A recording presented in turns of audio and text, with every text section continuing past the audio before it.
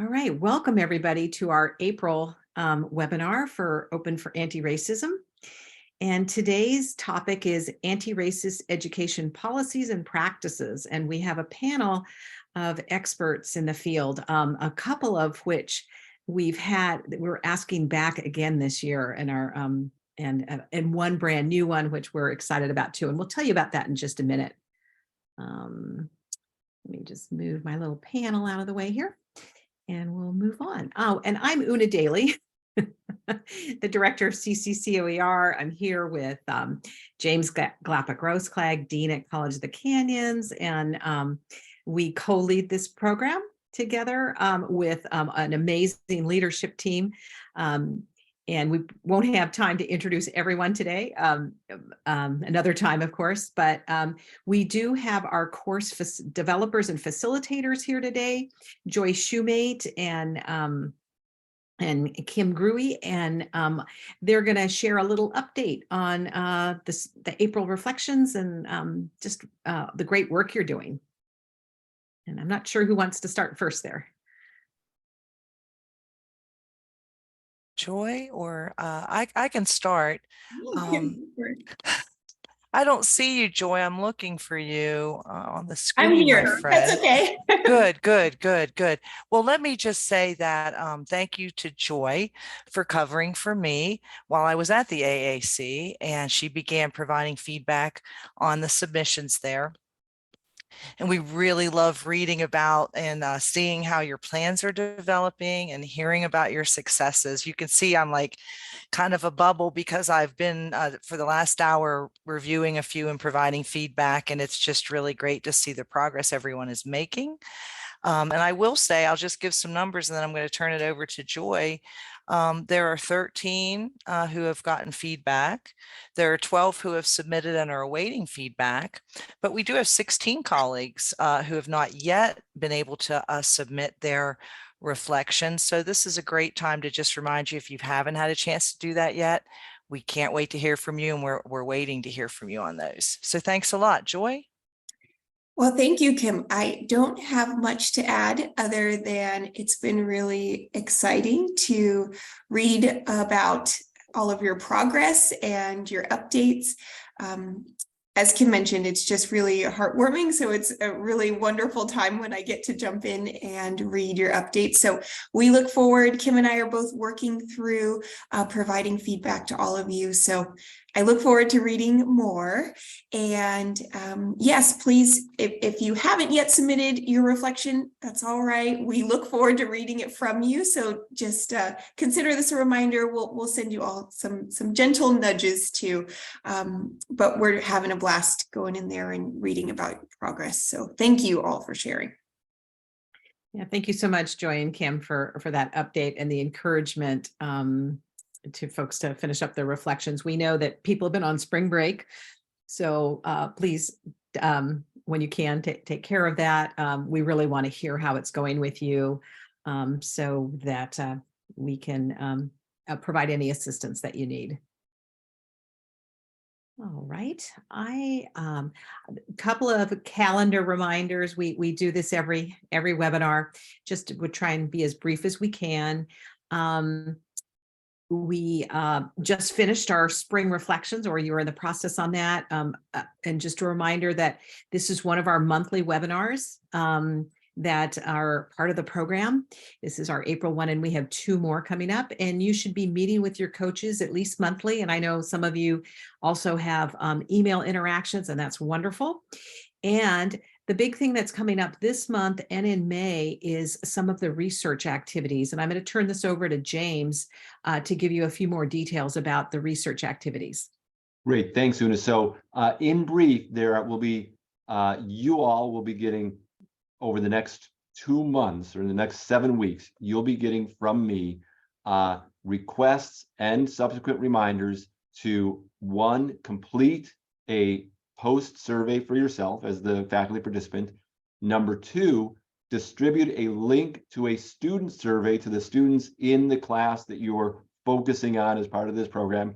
And number 3, to the team leads, a request to prompt your administrator to take a survey. So Everybody will be getting 2 notices and 2 reminders from me: faculty post survey, student survey. The team leads will also be getting a request and a reminder from me about prompting your administrator to take a survey as well. So that's going to happen on every Monday for the next 7 weeks, but not every school is going to be getting the reminders at the same time. So this Monday, for example, I'll be sending a note to the Butte team, the Clovis team, Hartnell, Moore Park, and Orange Coast, but not the others, because we figured out the timing in the semester. Everybody has a slightly different academic calendar, so don't freak out if you don't get a reminder from me this Monday, but do pay attention. Over the course of the next 7 weeks, you'll be getting multiple requests and reminders about the research activities. Back to you, Una. Great, thanks, James. And I might add, I think that the administrator survey is likely to be the last one to go out in May. It was last year. Yeah. So we really appreciate our team leaders who are keeping their administrators aware of what's going on in the program, and what your team is doing, because that's going to be really helpful for us to see when they take their survey. So thank you so much. All right. Very quickly, we have 2 more webinars left this year. And next month, May 5th, is going to be a really important one to come to. We're going to have the wonderful OER team from College of the Canyons taking you through the steps to upload your syllabi and anti-racist assignments and modules into OER Commons. And so for those of you, if you're already an OER Commons user, it might be really easy. If you haven't done that before, they're going to take you step by step. And we're going to have a video later on that you can replay if you don't complete that work during the webinar. So really important one. And June 9th is going to be your OFAR participant showcases. So these are your team, a showcase from your team, your college team on the work. So really exciting last couple of webinars. And really quickly about the June showcases, it's a team presentation, maximum 8 minutes. Half our teams pre-recorded last year so that they could just really enjoy the showcases. If you do that, we ask that you send it to us a few days before. And you're basically, we're going to ask you to summarize your overall team approach to implementing the changes based on your participation in OFAR. Tell us about how your students have felt about it, what their experiences, their feedback. How has it impacted your institution? And what are the next steps for your institution for implementing anti-racist teaching? And what do you hope will continue into the future? So I know that you'll be going over this with your coaches over the next month or so as you start that planning. All right. Now, James, I'll introduce it, and then if you would like to, you could introduce your panelists, unless you So we are really excited about this panel. We haven't had a panel before, to my knowledge, and we have 3 just amazing folks with us. So they're going to talk about best practices and policies for developing anti-racist classrooms and school systems. And they both bring really unique expertise, and I'm going to let James introduce them. And I'll keep the names up. James, do you finish the introductions and then we'll close that off? Okay. Sure, great. Well, we're excited to have 3 great speakers today. First of all, Natalie Wheatfeld-Lum is with Education Trust West, where she is the director of P16 education policy. She'll tell us more about her organization. She works on the organization's policy, research, analysis, as regards funding and accountability for schools. And but what I found out very interesting, before she joined Education Trust West, she was a practicing lawyer working on civil rights issues, including LGBTQ, equal rights, fair housing, and immigration. So hooray, that's great. Thank you for being here, Natalie. Also, Jarrell Hill, who is Dean at the School of Human Development and Education at Pacific Oaks College in Pasadena. And his responsibilities as a dean there, of course, include program development, supporting faculty, accreditation, budgeting, and all the fun behind the scenes stuff that I know so well. He is also a experienced and in-demand speaker on a wide variety of education and diversity, equity, and inclusion topics. And we're really thrilled to have Jarrell back with us again this year. Thank you, Jarrell. And that, or I should say, Dr. Jarrell Hill. And Parshan Ravi, and forgive me, Parshan, I'm going to butcher your name, so please correct me. He is the California Policy Director for You Aspire, where he advocates for equity-driven public policy around education. And before joining the organization You Aspire, he was the Government Relations Director for the UC Student Association. So a great, highly qualified panel here, knowledgeable about public policy and education. And with that, Una, if you could take the slide away, awesome. I'm going to just start off lobbing a softball question to all of our panelists.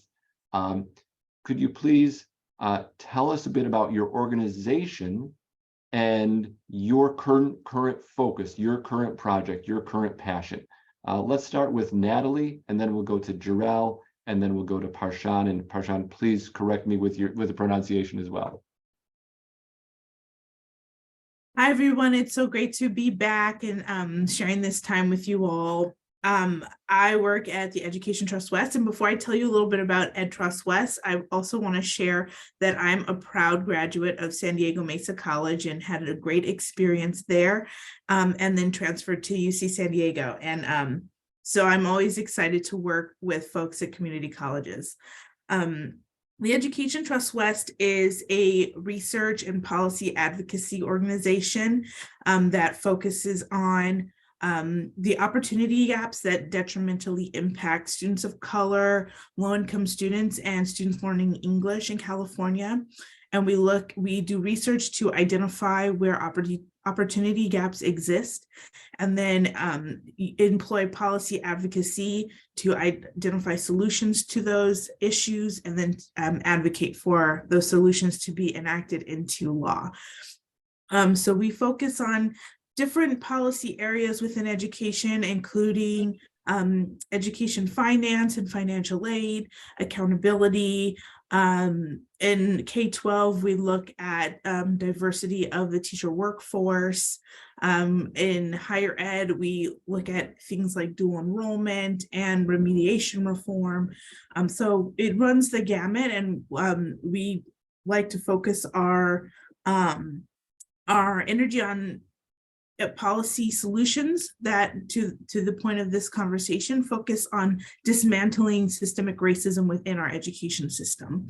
One thing that I'm particularly interested in right now, particularly at the community college level, is financial aid.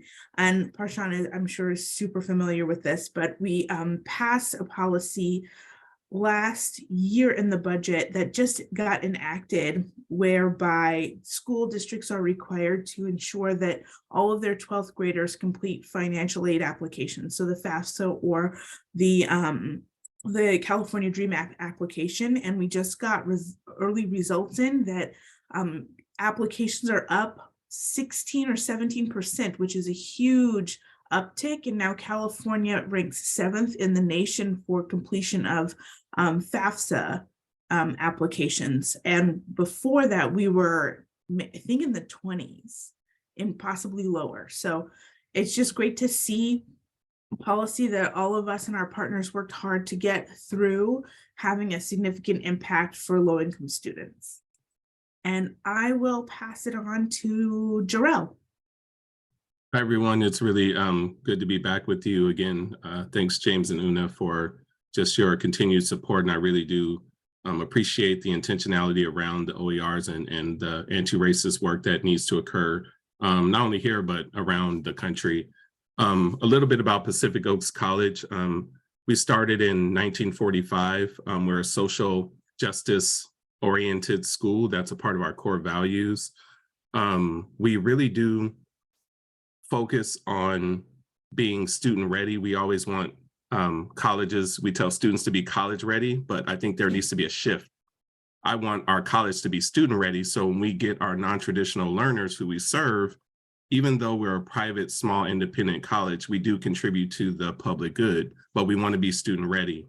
And when we look at our core values of social justice, diversity, equity, inclusion, and respect, it really does help us speak to who are voiceless. We need to speak up for people who don't have a voice, because we know that silence really encourages a tormentor, right? When people can't speak, you're either at the table or you're on the menu. And unfortunately, a lot of underserved communities have been on the menu far too long. So we really do want to embrace that work. When we talk about diversity, we're not just counting people based on their racial identity.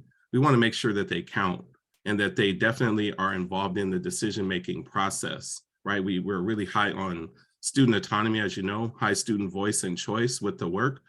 We have 4 really distinct areas. In my role as the Dean over Human Development and Education, we do a lot of teacher preparation. So I interface with, I have about 160 MOUs throughout California. As you know, there's about 1,000 K-12 districts in the state, and I have about 160. So I have a pretty wide range of understanding different demographics up and down the state, which is really interesting because we have a multiple subject credential, an ed specialist credential, and now we're working eventually on having a counseling credential. As we know, the mental health needs of students are really hitting us right in the face. I think the other piece of our social justice mission is really making sure that the students are prepared to go into their career. I know students have to have jobs, right? They need to work, right? So we have business, education, psychology, social work. We just launched a new social work program because I know, in California, there's a big push to increase social workers because of the mental health needs. The other thing that our organization does is we do a lot of, we have an advocacy and social justice degree, and it's a pathway into law school. So when you have your ASJ bachelor's degree, we can get you into law school with one of our affiliates. So I think I'm really thrilled about that. And one last thing about our organization that I'd like to underscore is we're launching our first EDD in early childhood education. The unique feature about Pacific Oaks College is we have a children's school attached to us. I'm kind of dating myself here a little bit, but our original campus is where Back to the Future was filmed. If you've ever seen Back to the Future, that was the original house of Pacific Oaks. So one of the projects that I'm currently working on, I actually am a contributor in a practical social justice book based on the legacy of Dr. Joseph L. White, who was the first African-American psychologist. Being a contributor with some of the people who I just so deeply respect, I'm just so blown away to be a contributor in that work. But I think we have to put practicality to the social justice work, right? It's not, social justice isn't a thing, it's not a noun, it's a verb, just like culture. Culture is not a noun, it's a verb, it's an action. It moves fluent, it should be moving fluidly, but it changes throughout time. So those are kind of the first little tidbits for me, and I'll pass it over to Parshan. Thank you. Jarrell, I was gonna just say I had an incredible honor meeting Dr. White at UCI way back when I was studying there. Just absolutely go Antiracist and Dr. White is phenomenal. So I'll start my introduction again as well. Parshan here. James was perfectly, the way you said it was perfect. So Parshan, California Policy Director for USpire. So our organization has been around for quite a while. We kind of have a practitioner and policy lens to the way we do work in college financing and financial aid and college access, and increasingly so economic mobility as well. We've been around for over 35 years, and for the largest part of that, the biggest work that USpire has done is working with BIPOC, low-income, first-generation students from high school to help them get to college, and then working with them in college to get them through college. And so with that number of years of work, we have gained quite a number of insight and information about what are some direct practices, strategies, and policies that really would help close the gaps and equity gaps that exist and racial gaps that exist in college access and college success. And so that's kind of where my role comes in. Natalie mentioned a big part of USpire's work has been tag teaming with ETW on the AB 469 implementation coalition. I will just add one extra thing to what Natalie shared, which is just so important to emphasize the success of this coalition, the work that was done.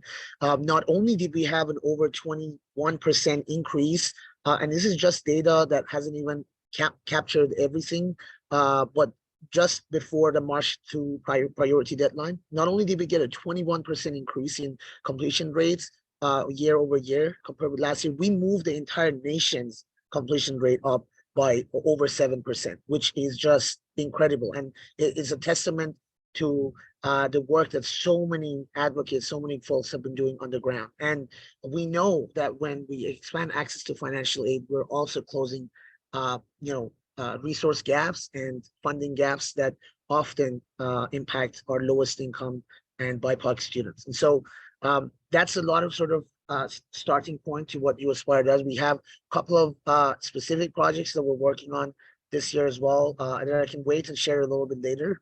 Yeah, we're just very, very excited to be having so many partners. And I'll just elevate a lot of the work that we do. It's not just us, and I think both Gerald and Natalie will probably agree that almost everything gets done in coalitions. The best and most important work that we do is each and everybody coming together and everybody elevating it just a little bit and a piece and moving it forward just a little bit more. So we're lucky to be in so many coalitions with these incredible folk. Great, thank you, everyone. I really appreciate all of that. I'm going to start with some more specific questions here. The title of our program, of course, is Open for Anti-Racism. We try to keep anti-racism at the forefront as our target, as what we're trying to achieve in the classrooms. And I'm curious, for your work, how do you or your organization understand anti-racism, and where does that fit sort of within larger equity conversations? I'll throw up, if we could start with Jarrell and then go back to Natalie and Parshan, if you have something to contribute. But if you're feeling as though everything's been said, that's okay as well. But if we could start with Jarrell, that'd be terrific. I think it's important to make sure we always center the work of, I just respect the scholarship of Ibram X. Kendi when you talk about anti-racism, right? It's the policies that are positioning specific ethnic groups to, create these inequalities. So when you're looking at anti-racism, and we situate it in our work because we're socially just, we look at self-awareness. Like, we have to assess our own biases when we look at being anti-racist, right? Because we know that, progress doesn't happen in a straight line. I mean, sometimes that ball rolls up the hill and it comes back down as we see different things happening around the country.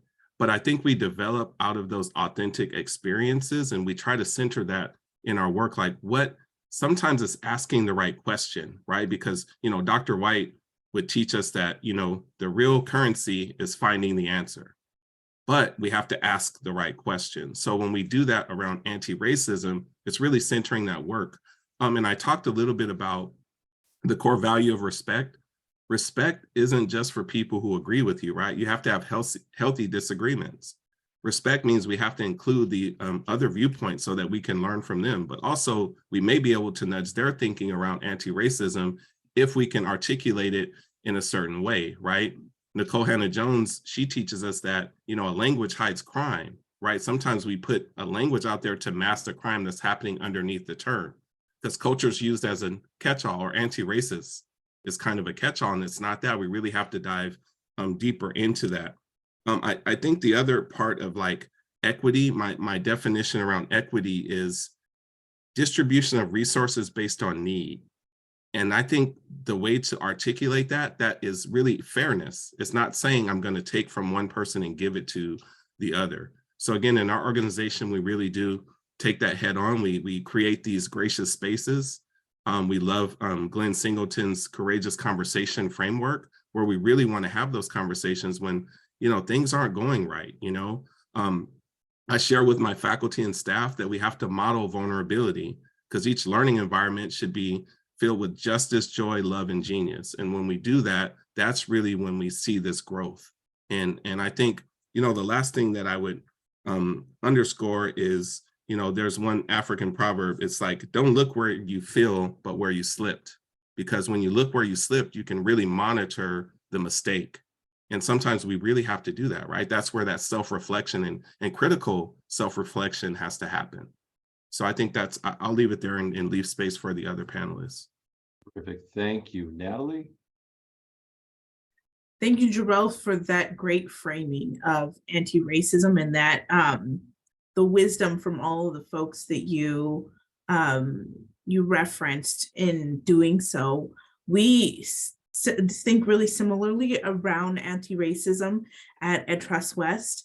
And we also, in addition to Jarrell's definition of equity, the definition that we use for equity, I think, encompasses anti-racism in that we think of equity as looking at the historical disparities that we see in our system, and equity is being the way to dismantle those historical systemic disparities. And I think, to me, that connects to anti-racism in that anti-racism focuses on identifying the structures, policies, and practices in our institutions that developed racist hierarchies and perpetuate those hierarchies, and then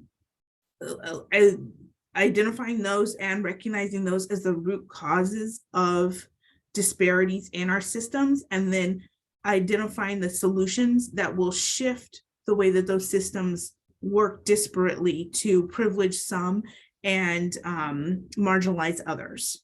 So that is all that I would add to what Jarrell shared, and I will pass it on to Parshan. Thank you, Natalie. And I mean, you all just said it so perfectly. I'll just add to, this is more of thing, my personal lens of looking at it too, is we hear the term equity quite a lot in higher ed spaces, and it's used as almost like an easy saying, talking point by everybody who's trying to pass bills and policies and budget, especially increasingly in California, right?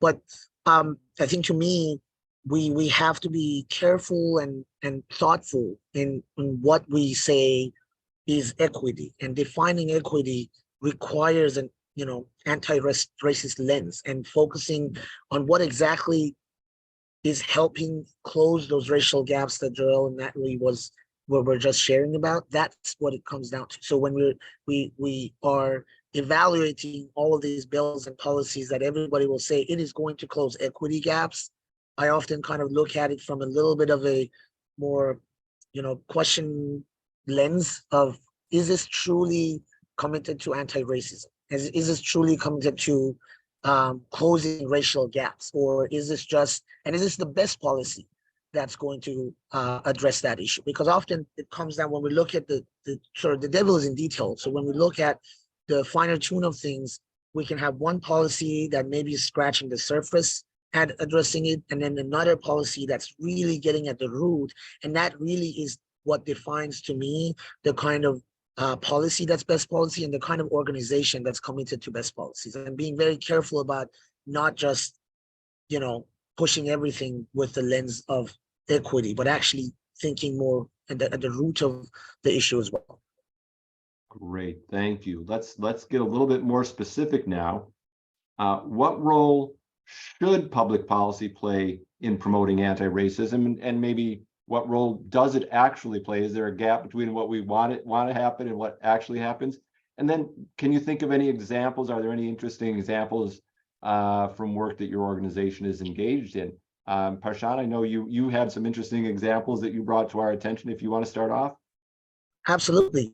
So I think, just building off of the earlier, I think each and every one of our organizations, and each and one of ourselves as policy folk, as advocates, as resource providers, we have to ask ourselves the question of, is what we're doing truly addressing the systemic racism that exists? Is it truly getting at the core and trying to change things, or are we just doing patchwork with a system that doesn't work? So that question is a fundamental question we have to ask ourselves.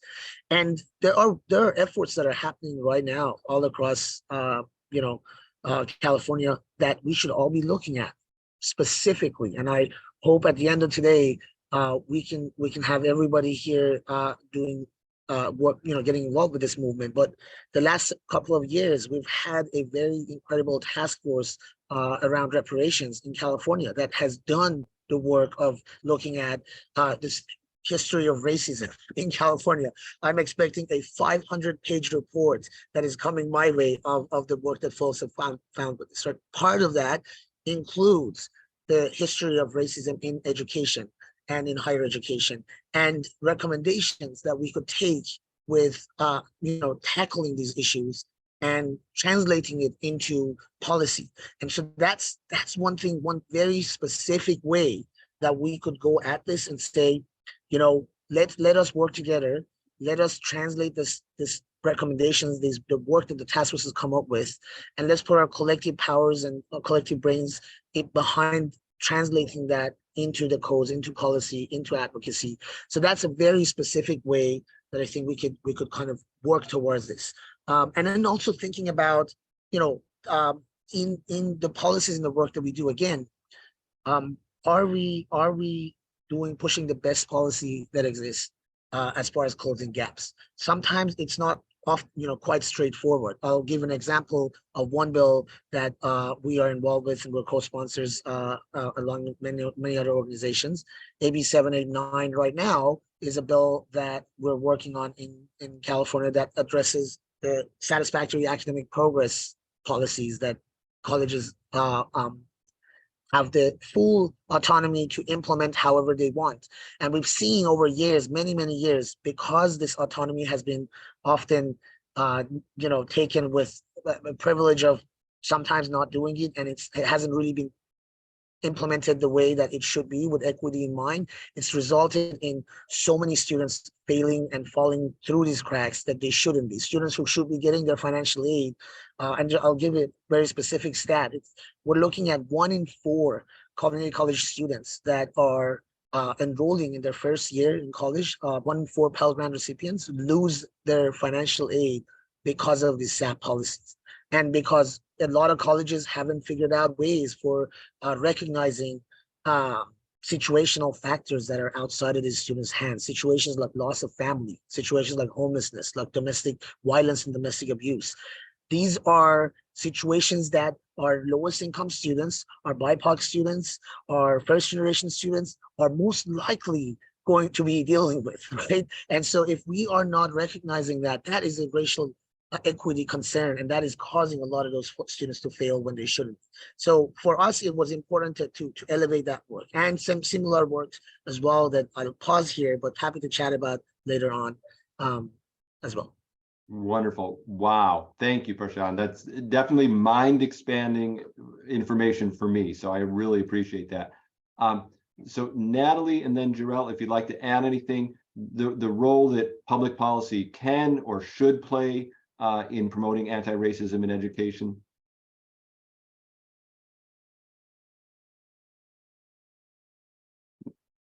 I'll just add, that was a great example, Parshan, and I think it speaks to what Jarrell mentioned about campuses being student ready rather than expecting students to be college ready, because our campuses should be places that support student success rather than barring or creating barriers to success. And I think that was a great example. And I'll just say that I think public policy must play a role in anti-racism if we do want to dismantle racism in our systems, because it is our systems and policy making that has created racial injustice that gets perpetuated throughout our systems, especially in education. So I'll just say that it is a necessity for public policy to address racism.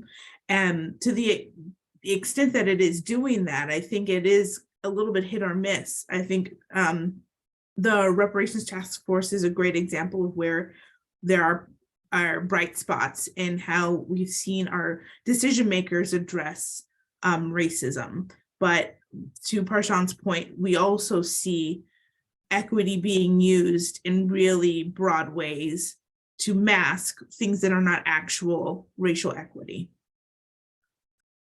Absolutely. Yes. Thank you for that. Jarrell?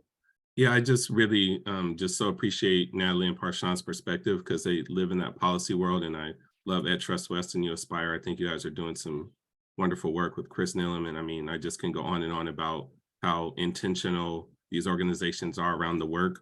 There's one policy I just want to highlight because I'm a part of the EPFP fellowship this year. I'm in the cohort, and I really have been looking at the American Teacher Act with Jamal Bowman. I think that's important. What he's trying to do is professionalize the salary schedule around the nation. And I think that's really important that we do that. When we talk about a teacher shortage, we know that school districts, it costs them about $10,000 every time a teacher resigns. And we also know that about 640,000 children lost a caregiver or someone due to COVID. So when we think about accelerated learning and some of the challenges that are coming forth, I think policy has to be articulated to those who are uninformed, right? Because I think politicians are trying to push power down, but we need the feedback loop to push it up to see what's going on in the field. And I've been really trying to understand the process and really looking at the collective responsibility. I think it takes us all to really weigh in on what works. I really do really think that that's an important aspect, but also capacity building. Like, do we spend enough time understanding policy? I think it reminds me of Jim Collins, right? The build up to breakthrough. It's well-intentioned, but the impact, right? And then the reciprocal accountability around policies, right? Because when you're on the ground and the policy doesn't work, I mean, they kind of want your head on a platter, but when it's upstream, it's like, well, I'm sorry, and here's a letter, but then the accountability structures have to be in place. And I'll kind of leave it there. Wonderful, thank you. Well, I think we all unfortunately know you can't open up the news these days without reading horrific stories about what's happening in other states. And it's kind of easy to say, oh, thank goodness we're not teaching in Florida, or thank goodness we're not trying to get tenure in Idaho, or thank goodness we're not in the legislature in Tennessee. So this is happening all over the United States. There's an incredible backlash. So I wonder, from your positions inside your organizations where you sit, do you see this kind of backlash bubbling up in policy in California? And if you do, what can we do? What can faculty members do? We're in the classroom. What's our role in this? Let's start with Natalie, if we could, and then go to Parshan and Jarrell.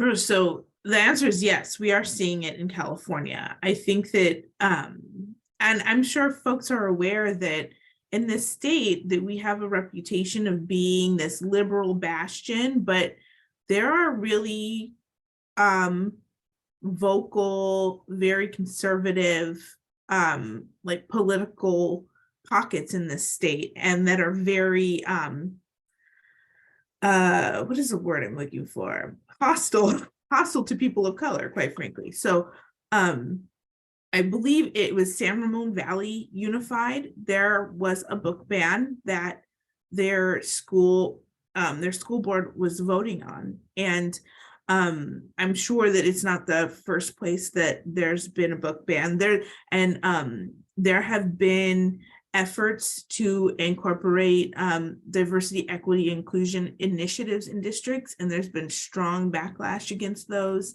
and very, violent backlash against those. In speaking with organizations that we work with that represent superintendents and school board members, we've heard from our partners who lead districts that they've had to have security increased at their school board meetings because of the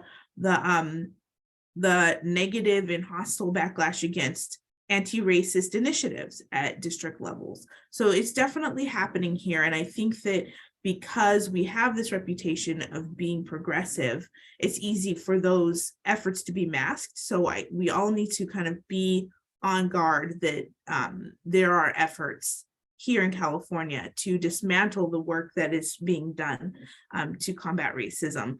And I think as faculty members, I just think it's important, as members of your communities, members of your both your community college communities and just broader communities to be vocal and speak out against those types of efforts, and find where you can support the good work that leaders are doing, so that they have the cover and the backup to continue that work when there are very loud oppositional voices that are starting to surface.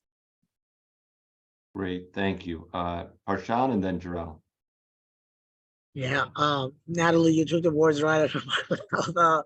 I think, this is a tough time for anyone to be an educator anywhere in the country, and that includes California. And if we don't talk about that, we are not being honest and sincere about the challenges that exist in California.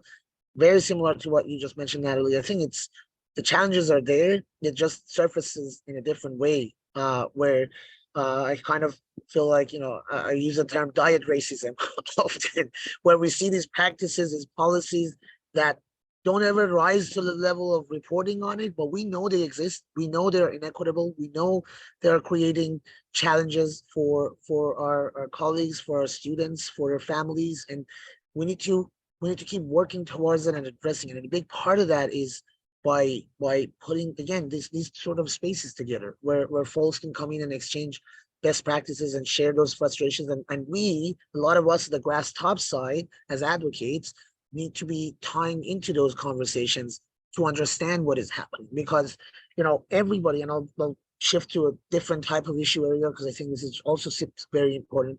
A lot of people talk about, for example, access to benefits, right, to CalFresh and CalWorks.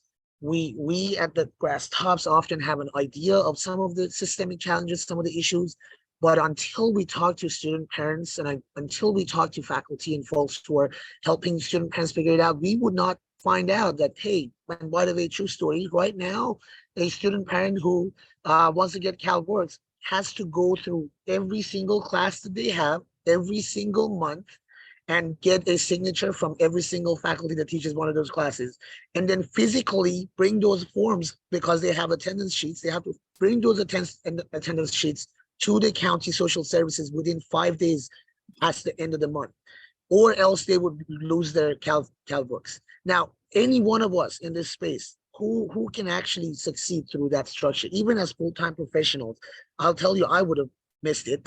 So how do we expect parenting student with all kinds of responsibilities in the college to be actually able to do that? Now, that's a problem. We wouldn't even know until we talk to practitioners on the ground that tell us there's an issue. We wouldn't have known that our students, this is a little bit more on the 4-year side, but students who get Middle Class Scholarship Act would actually see their financial aid get reduced because of the way the policy last year was written, that causes, if any student gets basic needs grants, they would see their financial aid get reduced. So they get taxed because of that. They get taxed if they get a scholarship or an award. Their CalWorks and CalFresh can get reduced because of that. We wouldn't know these things until and unless we talk to each other and we bring the practitioner level information and frustrations and share it with the grass tops folks. And that bond needs to be there. That connection needs to be there. That's why so many of the folks in this room are inspiring and incredible. And, I hope to connect and stay connected with everybody, because that's what we need. Thank you, sir. Thank you, Jarrell. And I'm going to encourage you to be brief, because we're coming up on the top of the hour. Oh, okay. Yes, sir. I will definitely take that encouragement. I would just echo what they were saying. I think 2 things, and I'll share 2 quick things. I'm still grappling with AB 705. I know my folks in the community college system with remediation and students who have learning disabilities who go to college and need those courses and they're not quite situated. I think academic freedom is under attack for faculty, and we just have to have them trust their expertise, right? I think they are the ones that really understand what needs to happen in that particular, curriculum area. I think those are definitely things that I see in terms of policy, academic freedom being tied to instructional minutes or instructional materials, right? Being able to interrogate those and speak to those materials that aren't equitable, right? I think those are things that I would say in terms of, the policy and where I'm sitting. And the last thing is just really having teachers close the gap, like Parshan said. I think we have to have the theory and practice kind of come together. Same thing with policy and implementation is really tied to the practitioners. And I'll leave it there. Many thanks. Last question. Boy, I personally could stay here for another hour with you folks. But last question. In light of what you just talked about and what we see going on around the United States, what gives you hope, or how do you stay motivated to do this work? If we can start with Jarrell and then go back to Parshan and go to Natalie. Jarrell, what gives you hope? What keeps you going? Well, you know, it's so funny you mentioned that, and I think I talk a little bit about my definition of hope in the contribution in the practical guides for social justice. I use HOPE as an acronym, holding on with patient expectations.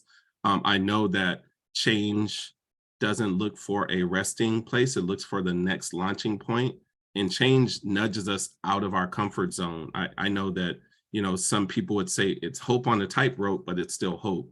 So I think it really does help me when Dr. White would say, keep the faith. They did so much work already. I think we can't stop. I know we're coming on I feel like this is like the 55th anniversary. We know April 4th, Dr. King's assassination was just earlier this week, right? And he would always say that, you know, the dream is seeing stuff that's not there. I'm hopeful in the next generation. I get a chance to see high school students and they come to my campus in a activism and a journalism think tank. And I'm so happy to see them taking the lead on these critical issues. So that's where I think my motivation is when I see the next generation coming up and they're really intentional and they do things on purpose. And I'm just so fired up for them because I'm like, I just have to do my part. If the baton is in my lap, I just want to make sure that we hand it off to them in a nice space, right? I think we don't borrow the earth, you know, we don't inherit the earth from our ancestors, but we borrow it from our children. And that's kind of what keeps me motivated and hopeful. So I'll leave it there for my part. I'm going to play back the recording of this, Jarrell, just to write down all the great stuff you're saying, man. The alliteration, how do you do that? Your check's in the mail, James. You're always so kind whenever I meet with you. Thank you. Man. Parshan and then Natalie. Like Jarrell has had so many quotable quotes today that I'll just refer to everything you just said, Jarrell. I'll just add, you know, what gives me hope is everybody in this room and everybody who is doing this work. 10 years ago, 15 years ago, 20 years ago, none of us would have been here. If it wasn't for the kind of policies, the kind of work, the kind of real, like, the realness that folks before us brought forward, we wouldn't be sitting here. I wouldn't be here if it wasn't for people who advocated for equity and policy and the sort of work that's anti-racist and targeted at supporting and elevating BIPOC and low-income first-gen folks. So that's what gives me hope. And knowing that all of us who are in this room are putting that at the center of our work moving forward and bringing more and more folks in this village with us as we move forward. Thank you so much, Natalie. I echo a lot of what Jerome Parshan already shared. I think anytime we spend time advocating alongside students, whether that's at the K-12 level or with higher ed, they always give me hope because they're so wise and sophisticated in how they come at these issues. It reminds me why we need to make sure that these systems and policies are made to make sure that their brilliance is not suppressed by the way that our systems treat them. So that always gives me hope. And of course, shouldn't be the only reason, but I have a 4-year-old and a 9-month-old, and I want to leave this world better for them than what I experienced as a student of color navigating education in this state. So I always think of them, I think of their peers, and I think of the amazing students that we are privileged to work with. Wonderful. Thank you so much. My goodness. Again, I could stay here for the rest of the day with you folks. If our colleagues here, our faculty participants would like to stay in touch, get involved, provide you with issues, provide you with access to their classrooms, what should they do? How do they stay in touch? If you could drop that in the chat, that would be awesome. I'm sure you're going to have some folks fired up to help out. Wow. So we've got, I think, time for maybe one question or one comment from the audience, unfortunately. I So wanted to ask a question. I had put it in the chat earlier. I wanted to perfect. ask Mr. Hill, how or why does a district lose $10,000 every time a teacher leaves the district? You know, that's a great question. Thank you. The cost, the recruitment cost, the insurance on that particular contract, and the replacement. So you're paying for the sub, you're still paying the benefits out during that part of the fiscal year, and you're recruiting for that position. So when you look at all those three buckets, it comes to about $10,000 every time someone leaves because you're trying to replace them.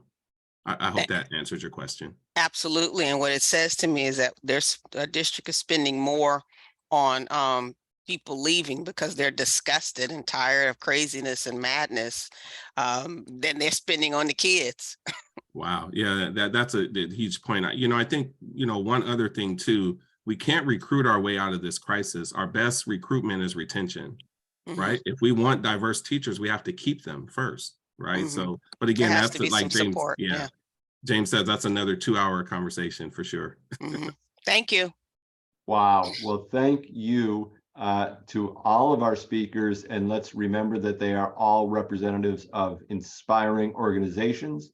You Aspire, Pacific Oaks College, and Education Trust West. They're all doing great work out there to pave the way for others in education. So I really admire their work. I'm grateful to them for being here, and my heart is full, that's for sure. And in the interest of time, we've got to turn this back to Una to wrap us up. Okay, thank you, James. Yes, this was an amazing set of an amazing conversation with everyone. I am also going to have to replay it afterwards. Some great information, and love the proverbs and just the experiences that our panelists shared with us. And we've just put the survey link in the chat window. So this is to our attendees. Please let us know how you felt about this panel today, our webinar. We do that for all of our sessions. Just gives us good feedback for planning purposes. And I think that's it. So we are open for questions, additional questions. We have about 5 minutes before the end. So if people have any other comments or questions, I hope our panelists can stay for another 5 minutes, and we'd love to hear more about. Great. So feel free to unmute because of the way the screen is, at least for me, I can't see if you've got your hand up. So feel free to unmute if you'd like to ask a question, if you're able to. And Jarell, I particularly, while we're waiting, but please, if we see your hand, or just speak up, please. But Jarell, I loved your comment about look where you slipped, not where you fell. And I wondered if you had an example you could give us of that. I think that, thank you, Una. It's just always good to be with you. It really is. When I would do that, like I can use a personal example. When I was a beginning teacher, when I had Black students, I would just kind of like railroad into, I would just like really, I'd be harder on them than everyone else because I would portray what the world would do to them through my own perspective. So I had to do some relearning and unlearning. So it's like, oh, this is where I kind of slipped. So when I get my next group of students, I don't have to project my own personal biases on them. And that's what I mean by that. It looks at the root cause. Like, why was I doing that? I know what it's like not to have a dad being locked up and growing up with killers, dealers, and gangs. So I felt like that was my understanding. So you teach who you are, but that doesn't mean you have to stop learning. The other thing is the teaching dynamic. It's not a power trip, it's a partnership. So that's what has to happen in classrooms. I am facilitating the learning environment, and that came over time. So I just think that was really one keen example of that. But again, the teaching dynamic is not a power trip, it's a partnership. Well, thank you for that. And it really goes back to your comments earlier about the self-awareness of what you bring to the classroom. And I know that Dr. Bush, who we had the pleasure, he's a president of Consumnes College up in the Sacramento area. a few months ago, and really he brought that home to us as well, as that self-awareness of who we are, who are we when we come to the classroom or to our work environment. Any last comments or questions for our panelists? We're getting lots of accolades. The brain power is pretty impressive. And I will just say for myself, how inspiring, but also insightful it is for me to hear the kind of dedication and brain power that is involved in public policy and people doing the work that I want people to be doing. It's easy for me to read the headlines and look at the politicians on the front page and think, oh man, everybody's in it for themselves and I'm going to be cynical.